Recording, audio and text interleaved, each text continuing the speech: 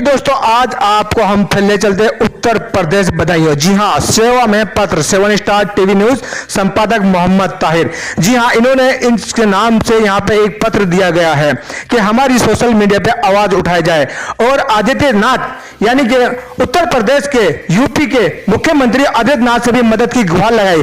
देखिए, हम आपको इस खास रिपोर्ट में दिखाएंगे कि किस तरह से ये महिला ने हमें सोशल मीडिया पे आवाज उठाने की मदद की गुहार लगाई है। देखिए इस खास रिपोर्ट में।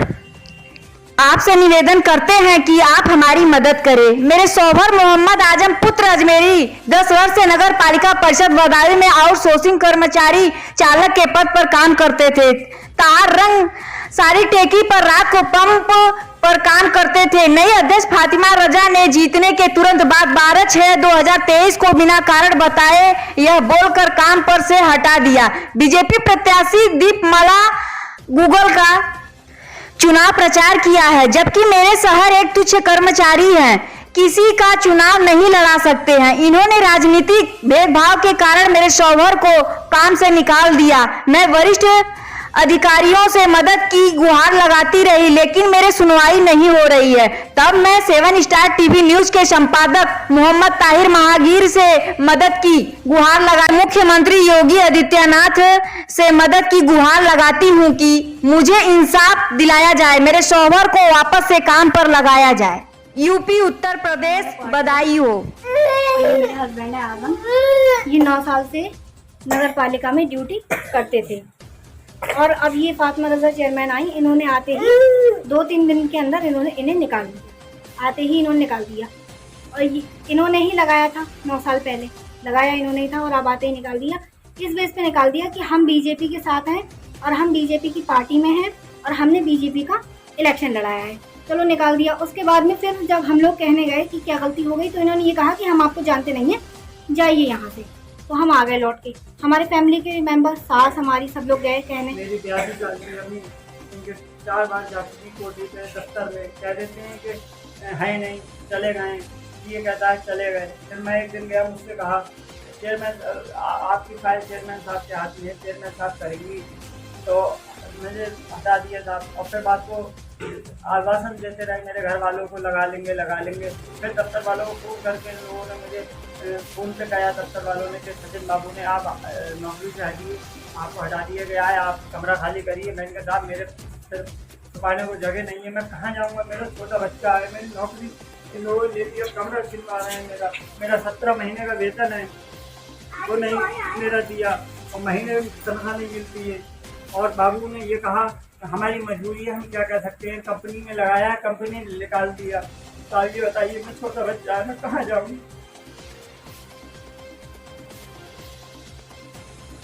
तनख्वाह भी सही से नहीं देते हैं ये लोग, 2-2 महीने की काट के देते हैं और इन्होंने कार्य कराए, बहुत अच्छी ड्यूटी करते हैं ये सभी। कोरोना काल में मैंने कार्य किया था, ये मेरा कोरोना कार्ड बना था, ये मेरे इलेक्शन का कार्ड है, ये कार्ड है मेरा। और ये कहते हैं सरकारी नहीं हो तुम, इसलिए निकाल दिया तुम्हें, सरकारियों को हम नहीं निकाल सकते, तुम्हें निकाल दिया।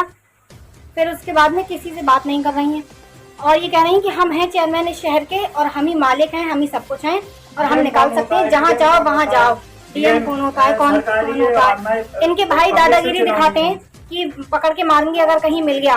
इनके फातिमा रजा के भाई, छोटे भैये यूनुस, याकूब, ये सब हमें दादागिरी दिखाते हैं कि जहाँ चाहो वहाँ मिलो, हम तुम्हें मारेंगे और हम तुम्हें 5 साल तक ड्यूटी नहीं करने देंगे जब तक हमारी बहन की चेयरमैन ही है, मजदूरी कराएंगे हम इसी उससे लगे हुए। हमारे ड्यूटी कर रहा हूँ, मैं कहाँ जाऊँ। नए आदमी इन्होंने साथ लगा लिए और उनसे दफ्तर वालों ने ये कहा तुम इन्हें सिखाओ, हम सिखाएं और हमें हटाया जाए, नए को लगाया जाए। साहब ये क्या है, मेरी गलती बताइए। ये कहाँ का इलेक्शन की गलती है कि दीपमाला का इलेक्शन नहीं लड़ाया, कोठी पे नहीं आया। दीपमाला मैडम बहुत अच्छी चेयरमैन थी। एक कर्मचारी किसी का इलेक्शन लड़ा सकता है और लड़ा भी सकता है, तो अपनी मर्जी है।